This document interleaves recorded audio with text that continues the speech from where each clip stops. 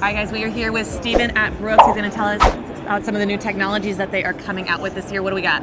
We got the Caldera 8. This is our max cushion ultra trail shoe. So this is just going to provide the ultimate luxury experience out on the trails. Our ultra runners have loved it for UTMB and any of those longer trail sessions.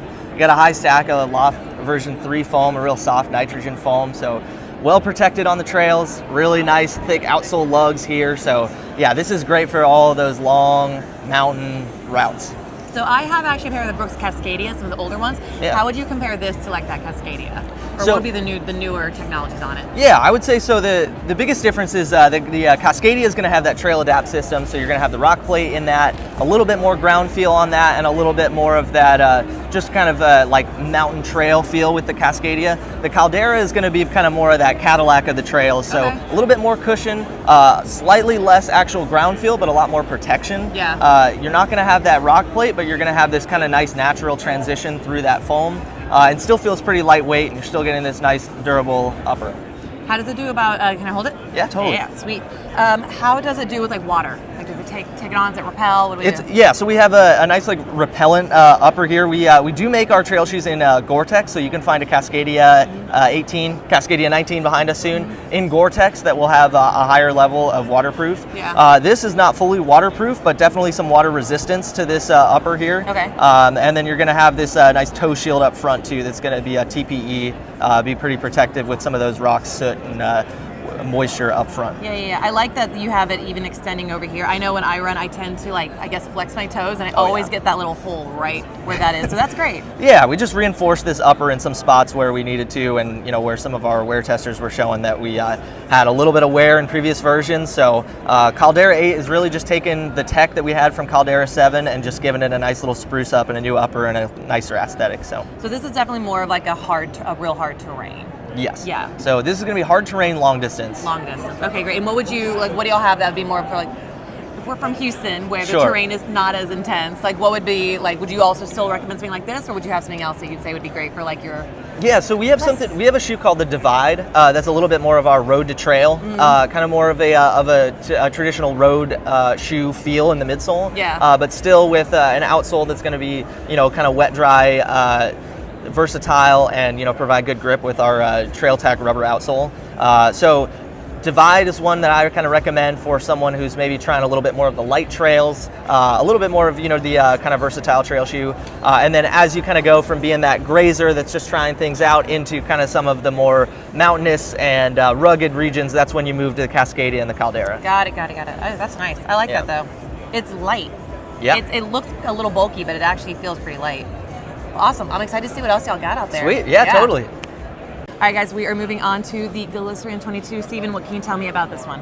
Well, the Glycerin always provides our most luxurious experience, so we're not changing anything like that for the runner. They're still going to get that nice 10 millimeter drop, high stack of a nitrogen foam, but the new tech that's in this one that everybody's been excited about is this DNA tuned foam. You can see it here on my jacket right now. We're really excited about it. So we were able to basically tune this supercritical nitrogen foam to 2 different densities.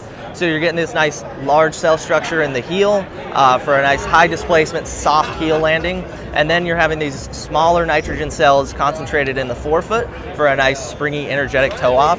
So altogether, the runner's getting this nice seamless transition from soft into springy and responsive without any adhesives, without any of that kind of dual layer foam thing that some of these other brands have tried to create. We're able to tune it all into one seamless midsole and give the runner the most seamless transition they've ever had in a Glycerin while still getting that luxury experience that they expect with this model.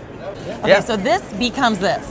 Yeah, exactly. Yeah, this is a preform. So I was saying, I used to think that we used to cut a midsole out of like a big block of foam, but no, we actually start with a preform like this. This is a fully formed Glycerin Max DNA tuned midsole, and so we put it in a huge autoclave, heat it to a really high temperature and compress to a really high pressure, and then we're able to inject that liquid nitrogen into that environment. It's able to blow this up to a full-size midsole. So this would be like a men's size 11 or 12 midsole. And then you get that really nice, soft, bouncy property of those nitrogen cells. But we can tune that autoclave to the exact temperature and pressure we want to make sure we're getting the exact right properties out of this midsole. So we're getting that nice soft heel and then still that nice springy, energetic forefoot in this Glycerin Max, all while basically reducing the waste of having to cut out a big sheet, and also being able to just specify those nitrogen cells to exactly where we want to give the runner that perfect ride and feel. So on the Glycerin 22, would you say this is more of like an everyday trainer? Is this a race day shoe? Where would you kind of categorize this one? Yeah, the Glycerin is definitely that everyday shoe. It's going to be that workhorse for those easy miles over the course of the week. A little bit of get up in this shoe if you want to change paces in it. We have some other product on the Hyperion line that we consider more for those workout days and race days, but the Glycerin is that shoe that's going to get you, 400 plus miles before it wears out, and great for any kind of long, easy running. Nice, awesome. So we've seen the everyday trainer. So what about the Glycerin Max? Now, is this our race day shoe? So this I wouldn't say is the race day shoe for some, although for others this could be something that they pull out for marathon day. Because she's thick. Yeah, she's thick. She's thick. She's thick for sure, and it just depends on your preference here. So you're definitely going to get a nice springy toe off on this. We have what's called the glide roll rocker in this shoe, where the stiffness in the midsole and that curved geometry of this forefoot are going to give you this nice roll forward onto your forefoot, and then that combined with that springy, denser tuned foam in the forefoot are going to give you a nice snappy toe off. So you're definitely going to get some energy from this shoe. Yeah. Whether or not you decide that you prefer to race in a carbon plated shoe like the Hyperion Elite 5, or even a plastic plated shoe like the Hyperion Max 2 over something like this is to your preference. But if you're looking for that ultimate like max cushion experience, which a lot of people over 26.2 or more miles, that's exactly what they want. Yeah. This is definitely something you could wear on race day, but I also think it's great for just some of those long, easy miles where you want to really turn off some of those aches and pains in your foot and make sure you're getting a max protection, and ultimately just a super fun ride. Yeah, no, I know. It feels really nice on the top. It's breathable from here. What's it looks the stack height on that one? So the full stack, including the sock liner and the outsole, midsole, is 45 millimeters in the heel and 39 in the forefoot. And then the midsole alone is going to be 35 in the heel and 29 in the forefoot. So it's a 6 millimeter drop. And then, as she was pointing out, these final touches on the tongue and the upper are all just part of what make that Glycerin family our most luxurious line. So whether you're wearing a Glycerin or a Glycerin Max, obviously it's a lot different a stack underfoot, but you're still getting that luxury experience.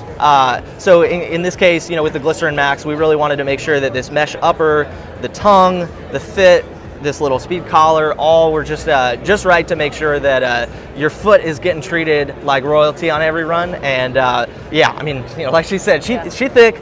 This is gonna last you a long time. It's gonna be super comfortable, and best of all, it's gonna just provide you that protective cushion to be able to keep going mile after mile. So that's Glycerin Max. What about the weight on it? Great. Weight on it? Yes. 10.5 ounces, I think. 10.5 ounces? Yeah. It's a little heft, but not just too about, bad. Yeah, so the same weight that you would have in a Ghost Max 2 with a lot less stack. So, Okay. Yeah. Nice.